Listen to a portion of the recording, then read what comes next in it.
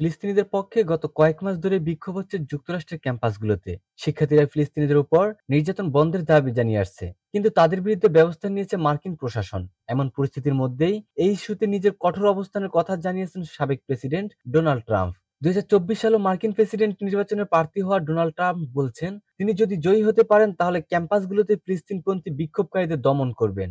চলতি বছরের শুরুতেই তিনি ছোট একটি ইহুদি ডোনার গ্রুপের সঙ্গে বৈঠক করেন। ওই বৈঠকে এইসব কথা বলছেন ট্রাম্প। বৈঠকে উপস্থিত ছিলেন এমন কয়েকজনের বরাত দিয়ে ওয়াশিংটন পোস্ট একটি প্রতিবেদন প্রকাশ করেছে সোমবার 27 মে। সেখানে ডোনাল্ড ট্রাম্প বলছেন, তিনি যদি আসন্ন প্রেসিডেন্ট নির্বাচনে জয়ী হতে পারেন তাহলে ফিলিস্তিনিদের পক্ষে বিক্ষোভ করা শিক্ষার্থীদের তিনি যুক্তরাষ্ট্র থেকে বের করে দেবেন। বৈঠকে ট্রাম্প এপ্রিলে কলম্বিয়া বিশ্ববিদ্যালয়ে বিক্ষোভকারীদের দমন করার জন্য নিউ ইয়র্ক পুলিশের প্রশংসা করেন। এই ধরনের বিক্ষোভ এখনই দমন করা উচিত বলেও মন্তব্য করেন তিনি।